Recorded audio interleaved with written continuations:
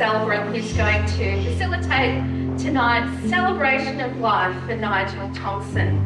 And this is Nigel Thompson, still very much alive and kicking, but not the bucket. No, I never thought that I would be holding a wake for Nigel or attending Nigel's wake with him there next to us. Hopefully my expiry date is well distant into the future. I like to call it an awakening. Today could be called a pain in the arse.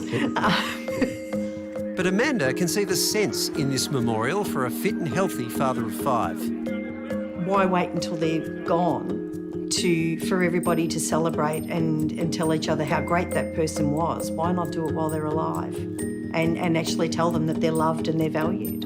On the day of his funeral, Nigel was understandably nervous. I'm crapping like a Werribee duck. I just can't... The reason I'm having it at the Bowls Club is that that is my... I call it my special place, and that I want to be able to get them all together to say, this is me. I love the Bowls Club. Sometimes, it goes a bit overboard. He does spend a lot of time there. When Nigel first spoke about it, I would have to say that I was speechless. It's not something that he would normally do. It's not him. The first reaction is, are you all right?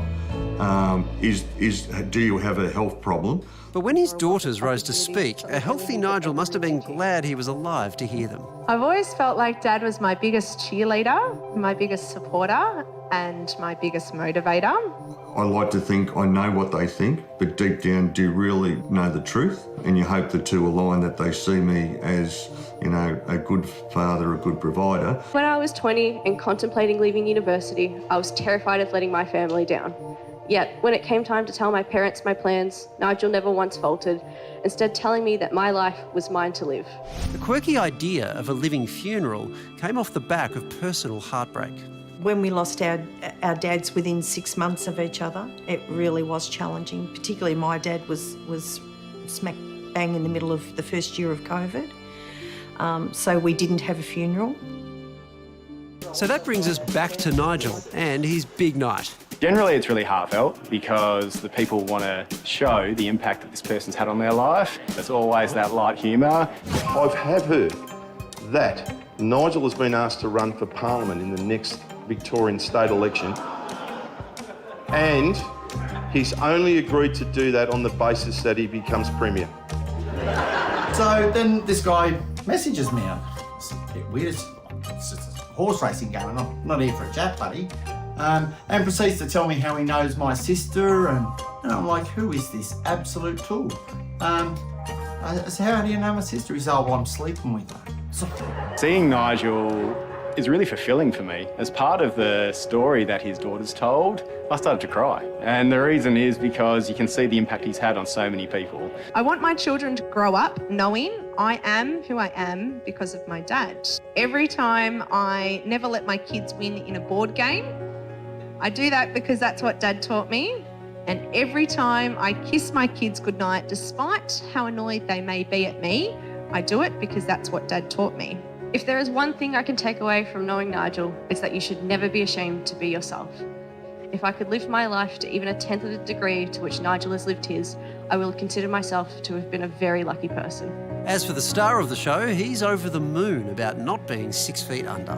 Absolutely loved, one, the concept, and one that I actually put my foot in and said, let's do it. I'm one of the few people who walked home from their own wake. I actually love the fact I'm walking home from my own wake. And Nigel's very much looking forward to his 60th in 3 weeks.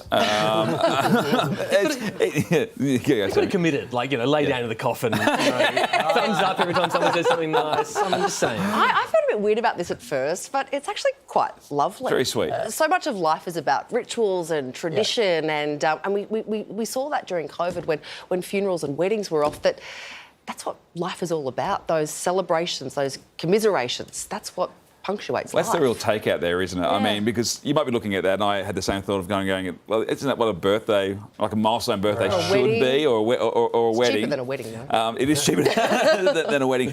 But it's the lesson is we need to talk more and let each other know how we feel, and don't wait for those milestones. It does put pressure on the eulogies. You think there's pressure when the person's not in the room, when they're in the room. They actually are.